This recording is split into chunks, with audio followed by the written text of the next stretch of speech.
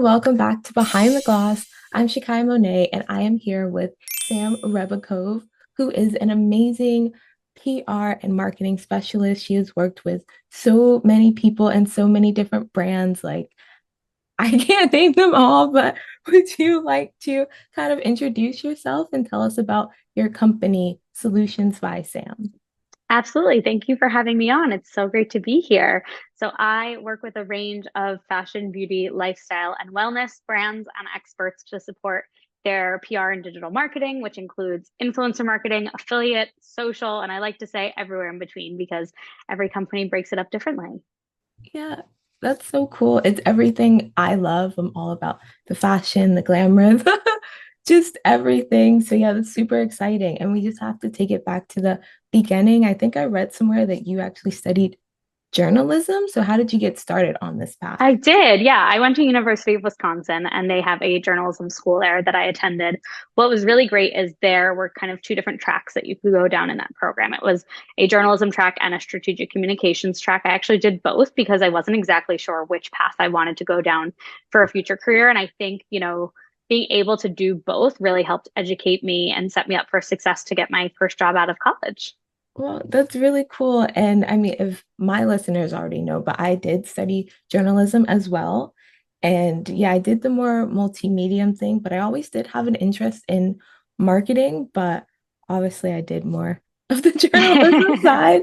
But yeah, it's just so cool. So again, like what was that job that you got out of college and then what propelled you to kind of focus more on marketing? Absolutely. So that first job was I was a PR and influencer marketing coordinator at L'Occitane. They are the hand cream and skincare company. It was an incredible first job out of college. I had some amazing bosses and mentors that I still talk to today, who really taught me a lot of kind of the basics and the groundwork. School is great, but you really learn everything firsthand on the job, of course. And in that role, I was really exposed to both the PR and the digital marketing side of things. And I think I quickly realized how valuable it was to have both in my repertoire, especially with the media landscape and the digital landscape changing so frequently. It's important to have a very diverse skill set. Yeah, that's so true. I was even thinking about my training. I took a newspaper course and it's like, yeah, that was cool and interesting, but in the landscape we are in now, I mean, I guess it's still relevant a bit, but we Just are different. moving, yeah, to more digitally. But yeah, I mean, do you see a difference in the marketing landscape in terms of, when you got out of school versus now? Like, you don't have to tell us when you graduated, but just like over the Yeah, I think years. the biggest changes have been across social media, which isn't very surprising to hear, I'm sure. The creator economy and influencers, creators, content creators, et cetera. So I think getting started in that space as young as I did was really valuable and helpful. And something today that I still try to stay as on top of as possible and, keeping up to date with the latest trends and needs of the industry, to make sure that I can be as successful as possible for my clients. Yeah, so to me, it looks very fickle. Like even with my Instagram, I feel like I'm chasing trends. Do you feel like that as well, or do you feel like you're pretty? Sometimes I think sometimes I do. I think we all do at times, especially with TikTok, as trends cycle so much faster with TikTok. I think that we all feel a little bit of that. But I think one of the things that I tell both myself and clients regularly is you don't have to do every trend or be on top of every trend. Do what's right for you or your brand, because that's where you'll have the most impact. That's true. And I know for me, I want to start a trend. Not sure how to do that, but is that something you try to advise your clients when choosing which trends to follow? Yeah, definitely. I would say, everybody wants to start a trend or go viral or have that viral moment. I would say, you can't manufacture virality, but you can, really create campaigns that have the opportunity to go viral. So I would never promise a client, we're going to work hard and create a viral moment for the brand, but I would say something along the lines of, we'll work hard and create a noisy moment for the brand that makes sense for the brand. Okay, yeah, that makes sense. But now I want to kind of go back to your company specifically, Solutions by Sam. So, yeah, when did you start this?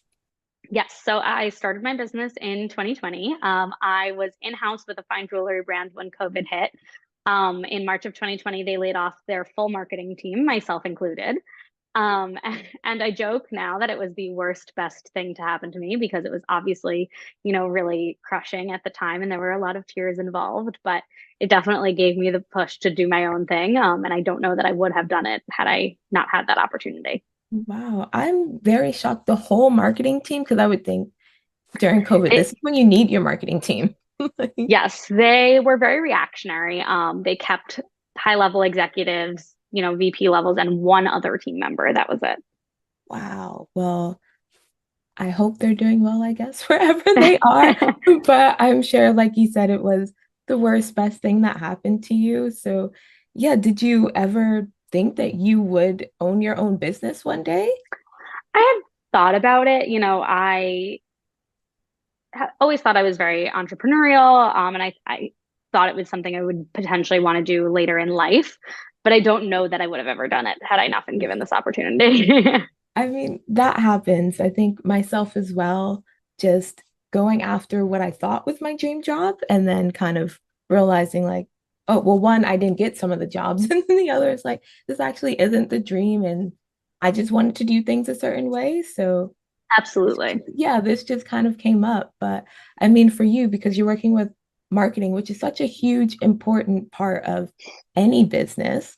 But when you are working with other people, they've established like who they are and their branding. But when you're starting your own, like, how was that starting from the ground up? Was that harder? Was it better? Different, I would say. I wouldn't necessarily say harder or better. I would definitely say it was different. You really have to put yourself out there. When I first started my business, I relied very heavily on word of mouth, and quite frankly, still do. I'm predominantly referral based at this point. But when I first started my business, I quite literally reached out to everyone I ever worked with or crossed paths with professionally and said, "Hey, I'm doing this. If you know anybody looking, let me know." And it kind of took off from there, which was really wonderful. As far as, a brand and a branding perspective, I think that's something that at the time I didn't place as much importance or value on. And looking back, I wish I did. I think I have established my brand a bit more now for sure. But at the time, I was kind of just eager to find work and clients and kind of just hit the ground running. But, wouldn't be where I am today without those bumps along the way. Exactly. And again, I completely understand. Like, you've been doing this podcast. I think the very first episode, I just had internet like recording software, and Like, it's like, let's all roll with right, it. exactly. And then, like you said, you kind of just learn on the way and kind of figure it out. But what inspired the name Solutions by Sam? Because I think it's fabulous. Thank you. Yeah, I would say one of the things that was really important to me when I started and is still very important to me today is that I don't position myself as an agency. I very much consider myself a consultant and like an extension of the brand teams that I work with. Having been in-house with brands and worked in agencies prior to starting my business, I saw a lot of flaws with the agency model. Either there's high turnover or, there a client is a big fish in a small pond or a small fish in a big pond. It's never perfect. And agencies don't always look at things from a 360 marketing perspective, which is so important. They're very siloed. You have your PR agency, you have your social agency, you have your influencer agency, et cetera. So, for me, it was important to look at things holistically. And I wanted something with my name in it. So it felt very personal, both for me and for my clients. So they understand they're getting that personal touch. So that's kind of where I ended up. And, who can't resist alliteration? Exactly. Honestly, I'm a sucker for it and I love it. But yeah, that sounds amazing. I think you kind of already answered my question. It's that question I think every brand gets asked, what sets you apart? So, yeah, is there anything else you Yeah. wanted to add that makes Solutions by Sam different than any other marketing agency out there? Yeah, I would definitely just say it is that, individualized three consultant approach with a 360 perspective. So the benefits of working with a big agency, but, really hands-on and involved.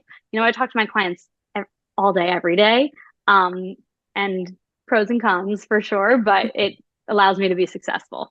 Oh, well, that's good. And again, we just wish you continued success. But again, Thank I you. agree because, going down the journalism route, I was in some workrooms when it was like, oh, we're gonna do this story because it's gonna get the most clicks and clickbait. And again, it's like, Totally. yeah, you need that because it pays the bills, and I understand, but no, I don't want to do that. And like you said, I want it to be personable. So I love what you're doing, but like you were saying, you talk to your clients every day. Like, what happens when maybe you see a vision or like a marketing strategy you want to employ and they don't agree, or vice versa? Like, is it like often that that happens? I'm fortunate that it doesn't happen that often. I work with really wonderful clients, and I've put myself in a position to work with wonderful clients that, if they're hiring me for marketing strategy, they're hiring me for a reason. They're hiring me for my expertise. So I would say it doesn't happen that often. I most certainly have had it happen for sure. When I'm put in that position, I continue to, reiterate why I think we should do something the way I think we should, and, what kind of results that would achieve should they still push back, because sometimes that's inevitable. I at the end of the day, they're the one with the dollars. So I typically would say something along the lines of, totally understand, happy to go along with your strategy as it differs from mine, but these are the different results you can expect with your strategy. That makes sense. And then you were talking about you started in the pandemic. Was that difficult? I imagine it is because It everyone, was. yeah, how did you manage to, remain successful throughout that and be where Yeah, it was definitely very challenging. A huge part of what I do, even just communication with editors, writers, influencers, is so relationship based. And that's something I value tremendously. And, now I can go grab a cup of coffee with someone or get a drink with someone. During the pandemic, that was not an option. So, I would eagerly approach, doing Zoom meetings or Zoom coffee catch ups, things like that, as cheesy as it sounds, but those relationships make a difference. So in the pandemic, it was hard. But I think I was so motivated to make my business a success. I just did whatever I had to. oh, nice. I think that's the name of the game. It's like when you have no other options, you kind of have to go for it. But with that being said, do you think had you started your business sooner, do you think you would have been as successful, or maybe if you waited and started later? I am a big believer in everything happens for a reason. Within reason, of course. But I don't know that it would have been as successful if I started earlier. I think I learned so much in my jobs leading up to this, each one of them along the way, that helped inform my business now. I don't know that it would have been as successful had I started it earlier. If I started it later, again, can't predict anything, but I think I've learned a lot along the way having my own business as well. So it would have taken me longer to get to where I am now. Uh, no, again, I completely agree. Sometimes I wish I started earlier because you do see some like YouTubers or people with podcasts who started when podcasts were becoming a thing. And it's like, oh man, did I miss the boat? Like, is it too saturated of a market? But I mean, even for some of your clients, because you were talking about, a lot of like fashion and beauty, I feel like those are saturated markets. So how do you kind of advise them to stand out with so many other companies that are similar? Absolutely. Well, it's funny. I read a quote recently that I shared with a client in a big strategy session like a week and a half ago, actually. And it was that brands need to stand for someone, not something. And you need to have that emotional connection and really connect with your consumer and other customers, um, to succeed as a brand. So I think that is something that's really stuck with me recently. And we'll continue to advise clients on that. It's hard. It's a very crowded space. It's a crowded landscape. It's where I think, that personal touch comes in. That's what differentiates me in my business. It's what I encourage all of my clients to have. It's how I, am successful for them with media, with creators, with partners, things like that. So that's what I would say. Oh, that's really good. So is it a bit difficult for you to understand like who the like your clients are representing versus yourself? Because obviously you're you, so it's like, oh, it's easy to market me because I know my flaws, I know it's good, but then kind of when it's someone else, it's like, oh, now I have to assess. Maybe they're reading something else about themselves. Like, no, actually, that's not you or my something. my job as a marketing expert is to become an expert on them as well. Yeah. So, when I sign a new client, we do a very detailed onboarding and briefing, et cetera. So, with that in mind, I make it my job to become experts on them. I was with a client the other day, and she said something about her college experience, and I was like, I know we've talked about this for your bio and things like that. And she's like, oh yeah, I forgot. So it's I've become an expert on their background as well. Wow. But obviously that means you're gonna know some of like the flaws or the bad things. And when it comes to marketing, how do you market that for lack of a better word? Like, do you hide it? Are you open and honest about it? Or I never encourage clients to hide anything. Obviously, everything is about positioning and how you're messaging it. But I would never say hide anything. That's how you get in trouble. no, that makes sense. But I do also feel like people want authenticity. And I think even like the audience that we're marketing to, they're not Absolutely. dumb. Yeah, like they are actually quite smart. And I don't know if it's just like the media I'm consuming. You do get that like nostalgia bait, but it's like almost lacking a substance or like the heart of the movie.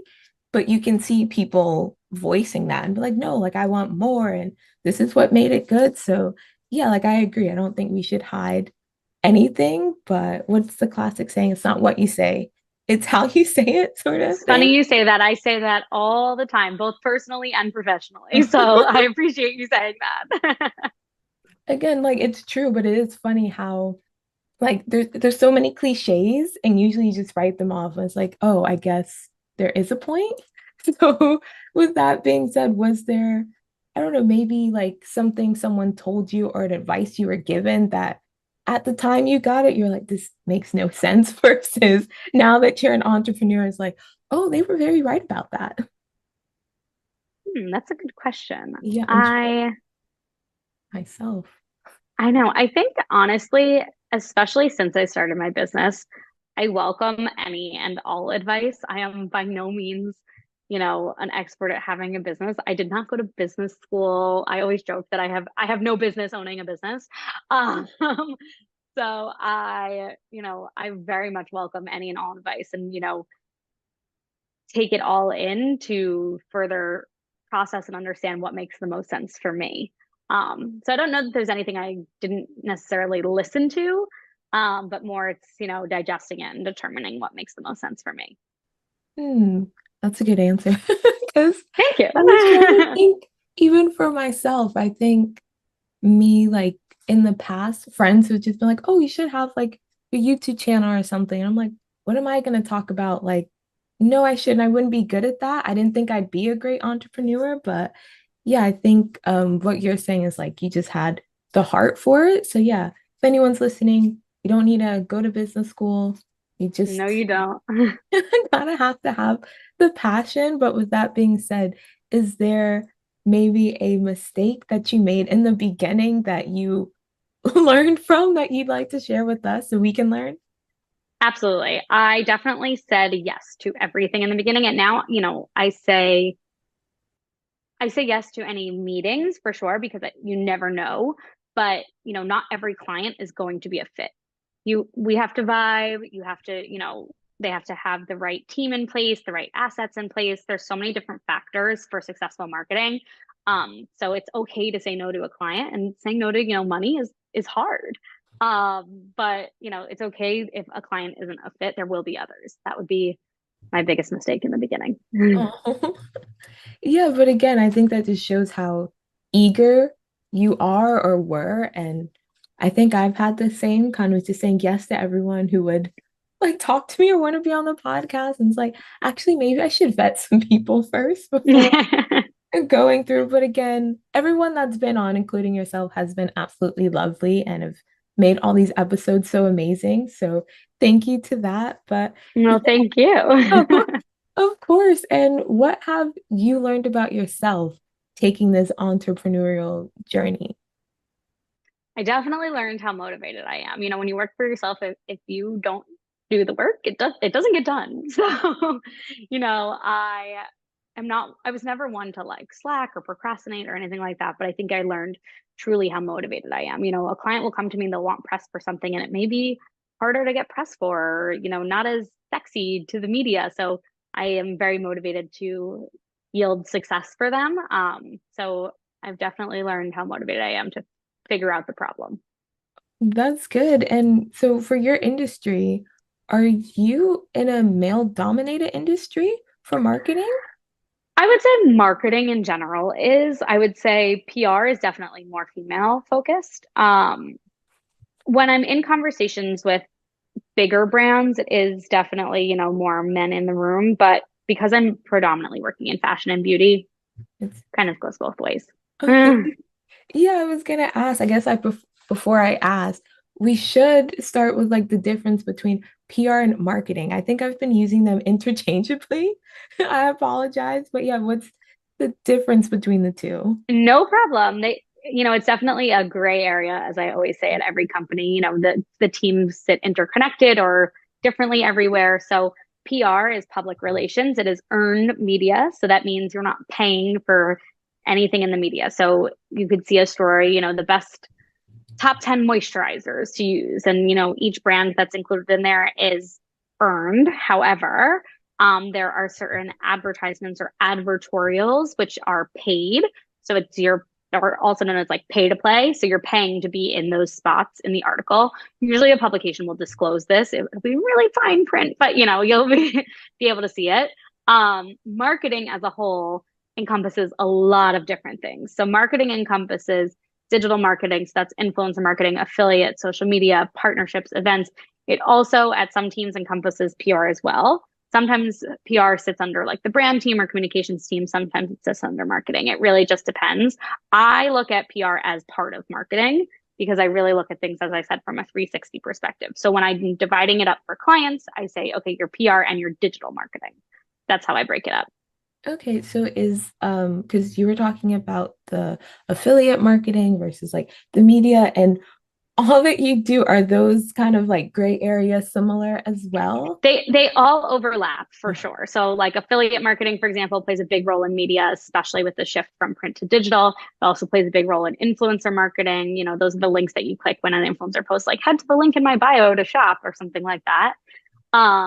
Which is where social comes into play, partnerships come into play. So that's why I say it's a big gray area because there's so much overlap. And that's why it's so important that you're looking at things so holistically and not just, so siloed because they can really help each other out and work, to a brand's benefit if you're working well amongst them.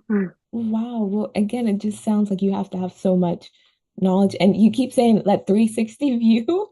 So it's definitely a lot. But yeah, as you were saying how, oh goodness, I'm having a brain fart. Marketing was more female dominant, but then the PR was more male dominant, or is it backwards? Opposite. I would say Sorry. marketing is often more male dominated, whereas PR is often more female dominated. Mm. That's just in my experience. Everyone's experience is different, especially when you're in other industries, less so fashion and beauty. You may find it to be different. Um, but generally speaking, in fashion and beauty, it is a female heavy industry. So Well, I mean, I don't know, maybe because I'm just so like feminist and like girl boss, like go for it, girl. That makes me happy. But have like you seen a difference in maybe how men kind of are handling things versus women, or have you butted heads or definitely, especially when you're thinking about, who the target consumer is. If the target consumer is female and it's, the team is being overseen by a male or things like that, it definitely plays a role. It's funny. This is not a client that I work with, but I heard them speak on a panel recently, and it's a supplement company that focuses on women's health. And they were saying it's a startup, and they were saying that when they were in conversations for VC funding, um, that not shockingly was predominantly men in the room, and they would go in and they would talk about their business and their sales and who they're marketing to these venture capitalists, and they were in one conversation, and a man in the room said to these two female founders, well, how big is the female market? And the two, yes, I know your face is my exact sorry. reaction, and kudos to them for being quick on their feet with their response because they shared on this panel that their response was You mean women in general? So 50% of the population. Also, in addition to being 50% of the population, they give birth to 100% of the population. My So, days. that story really stuck with me because it is all about, who you're marketing to specifically and just being aware of who your target consumer is. Yeah, which, wow. I mean, I'm sad but not shocked, which is probably Likewise. sad in Likewise. itself. But you know what? That was a learning experience for them. Hopefully they know better and they're going to do better. But you're also talking about knowing who you're marketing to. And as we know in this day and age, is it like the cookies? You know how we get like targeted ads? And it's like if I'm sitting here talking, like I said, Marvel and Disney earlier, what are the possibilities or what percent am I going to get, ads for the next Marvel or Disney movie? So You as you someone, likely will, oh, especially as you're clicking on things for sure. exactly. But for someone who is in that field, because I think some consumers, they get a bit upset that they can see like what we're interested in and kind of dig. But for a marketing perspective, it's helpful, right? Like, Absolutely. It yeah. provides so much data and so much more background for us to know how to target you with the right things in the future. Yeah, like I think people see it as a bad thing. I never thought it was inherently bad. I guess, yeah, selling my data, that does sound unethical and Yes. invading privacy. Like, okay.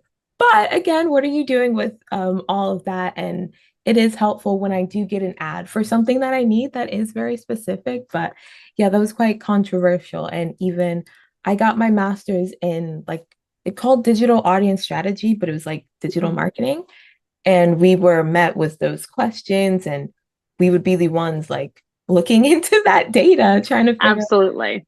how to market. So I don't know, do you feel like unethical or uneasy when you're looking at the data?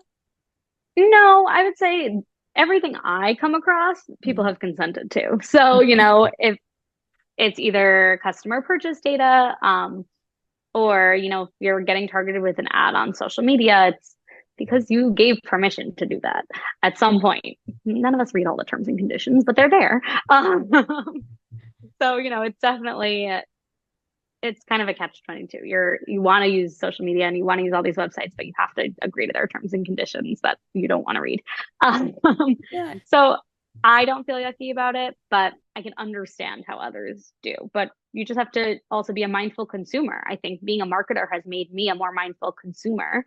I definitely shop more mindfully as well. yeah, same. I definitely try, even interviewing women entrepreneurs.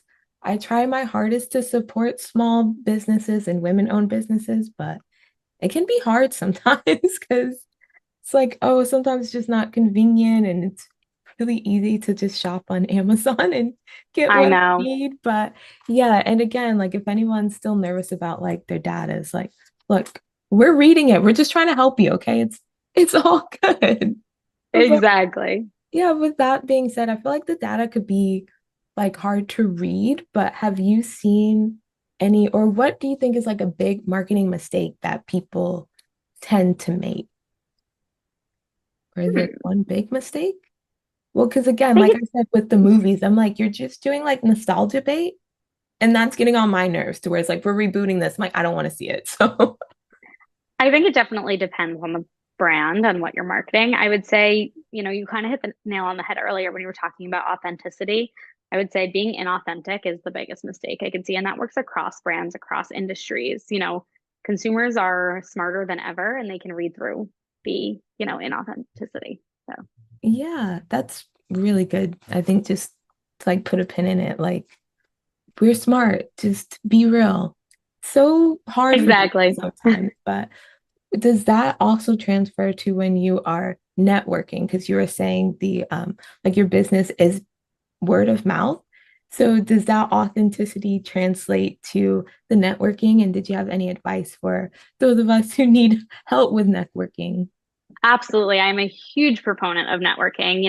If you're listening to this and you want to meet, send me a message on LinkedIn or send me an email because I am the biggest believer in the power of networking. I think, there's so much value And, just because you talk to someone today doesn't mean there's value in that relationship today. It could be in 2, 3, 5 years from now. You never know. So I would say put yourself out there. It's hard. It can be awkward, but put yourself out there as much as you can.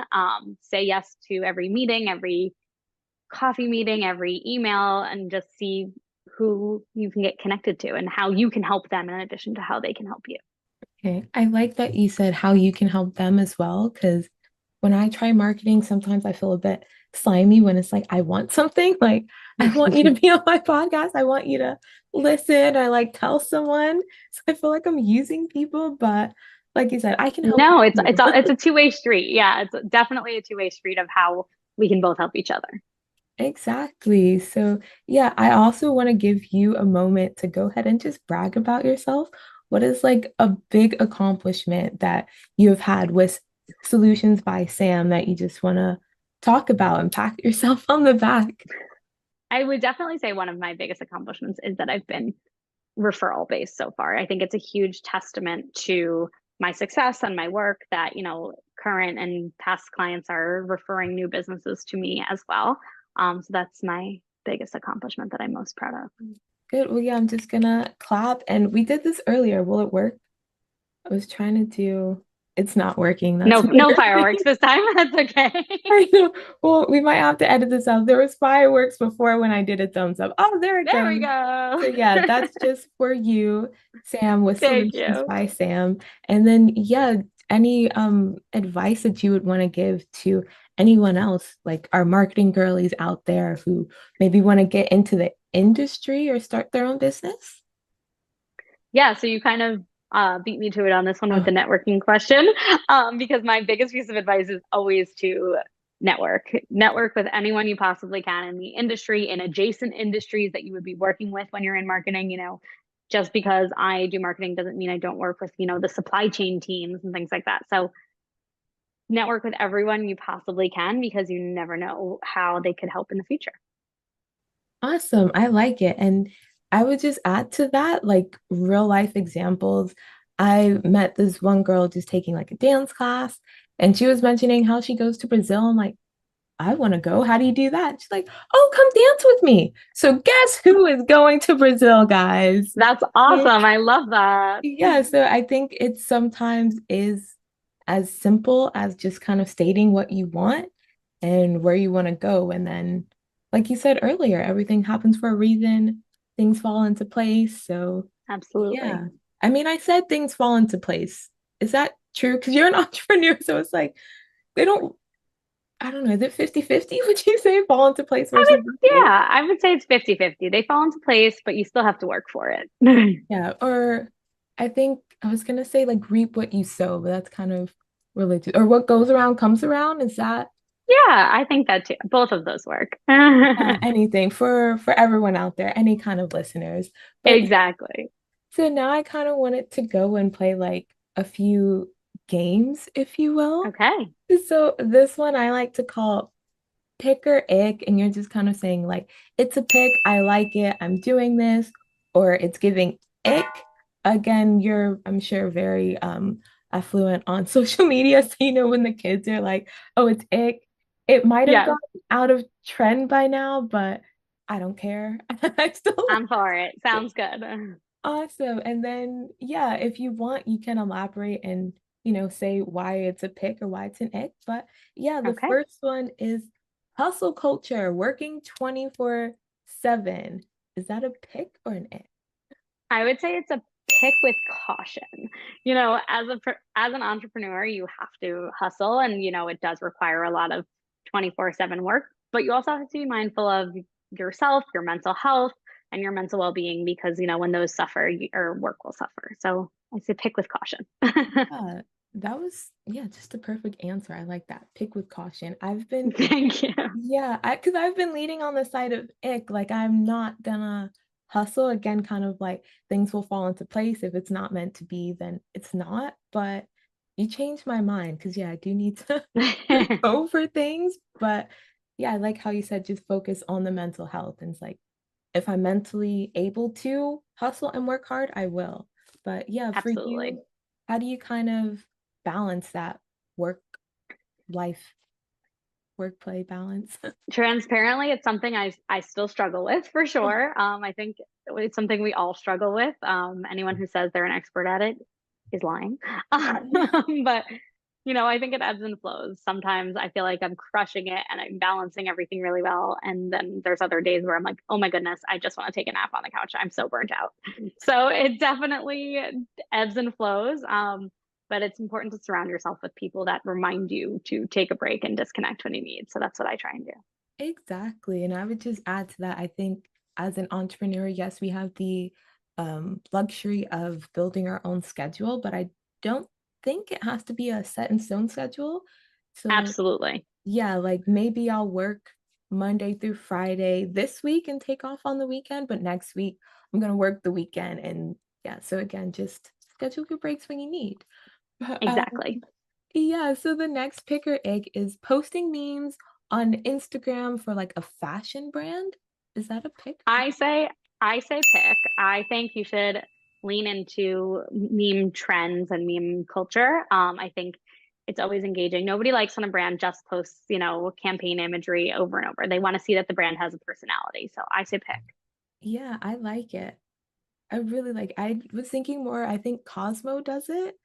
I don't know if I'm shouting like too many brands out. I've said quite a No, bit. that's okay. Yeah, Yeah, I'm like, if any of them want to sponsor me, I would love that. But yeah, I love how, like absolutely. you said, you do see their personality. But speaking of like personalities, pick or ick, fake it till you make it mentality, especially for like social media influencing. Do I need to, do, I think it was the Bow Wow challenge posed by the private jet or pretend I'm first class and fake it till I make it? I say ick. I think be real. We talked about this a little bit earlier about authenticity. People want to see the real you. Nobody has a private jet like that. Like, be realistic. Yeah. Although I think nowadays you'll probably get quote unquote canceled because it's not good Also for the true. environment. So, Also yeah. true. And then let's see, I had no such thing as bad press. Is that true? Is that like a pick or ick statement? I would say it's not true. I would say ick. Mm. I think there is bad press. I think, if you have a PR person, they keep you out of the bad press.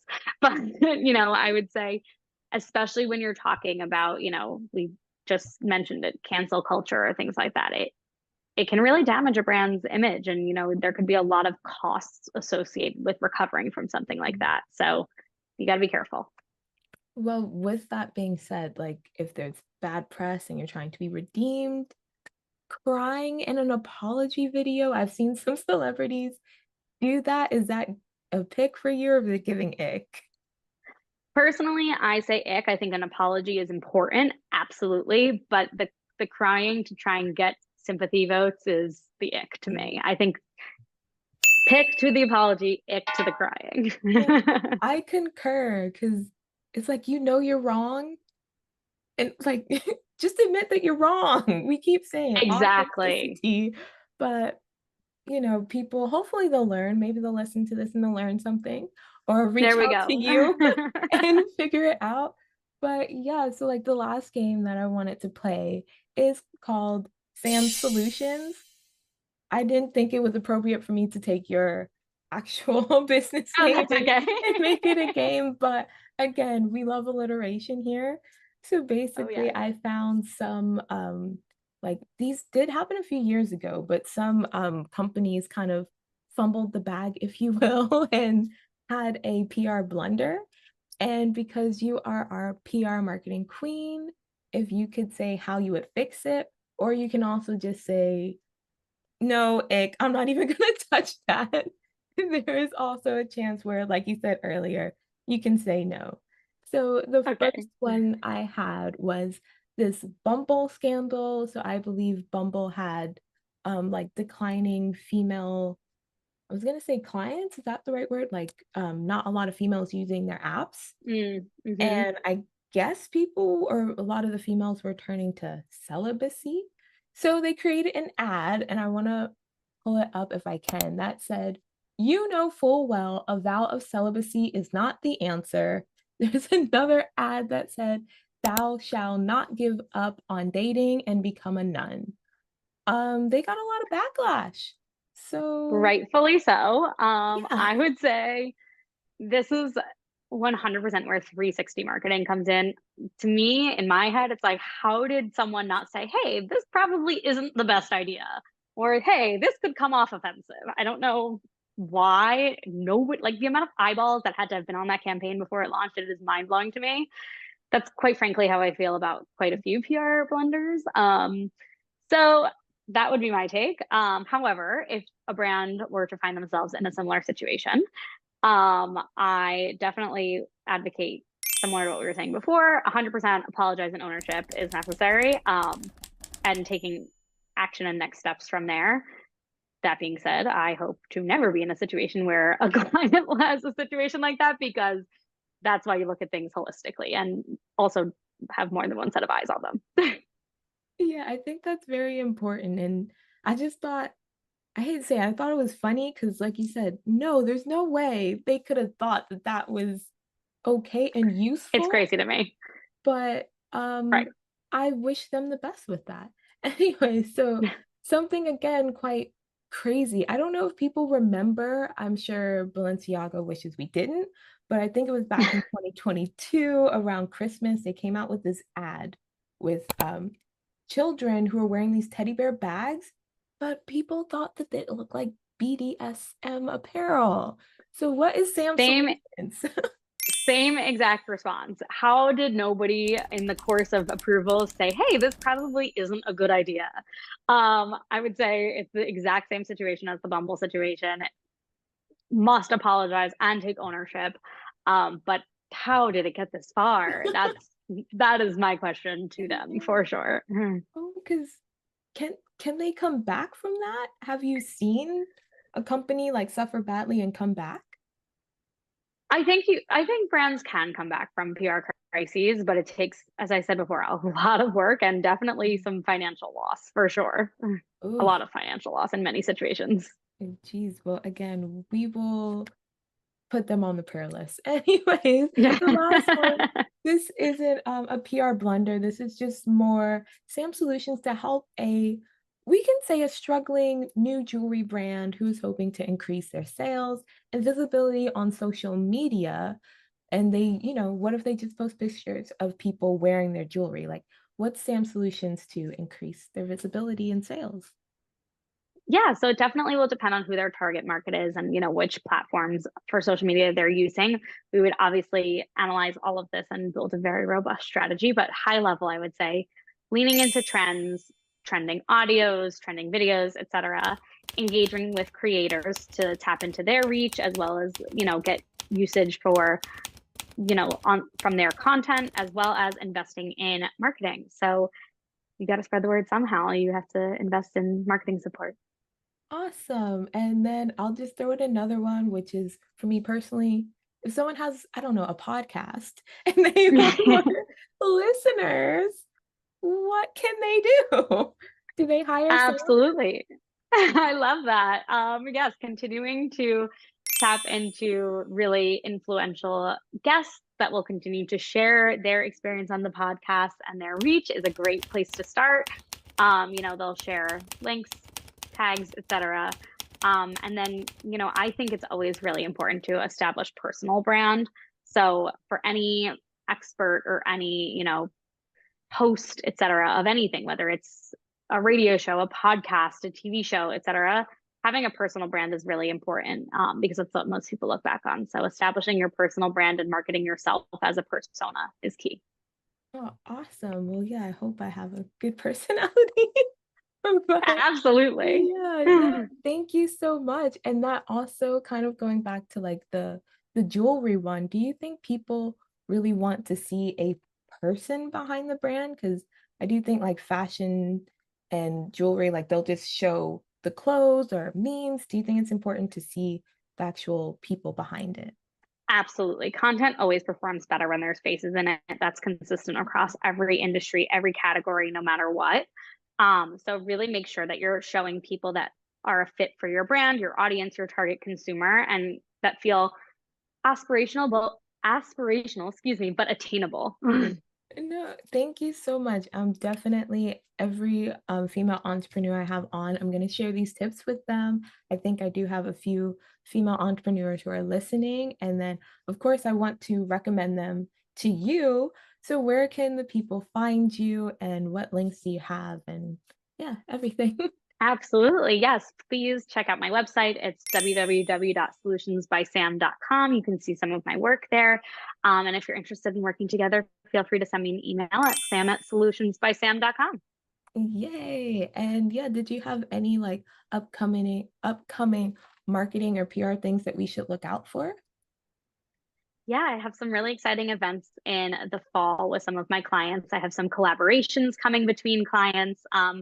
Those will all be shared on my social as well as my website. So feel free to check it out.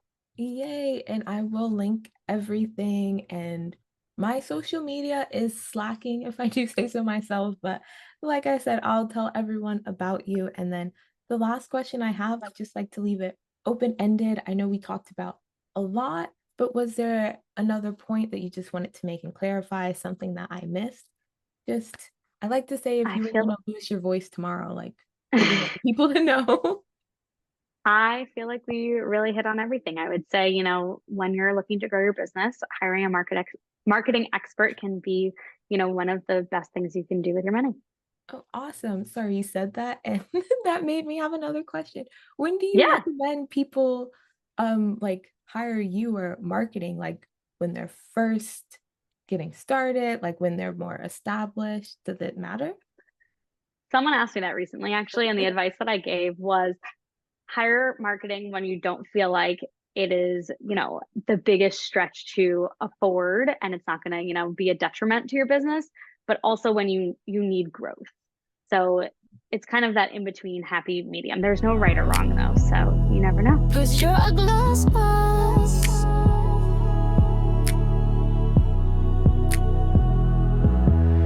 Put your glass on, get your boss on behind the glass. Mwah.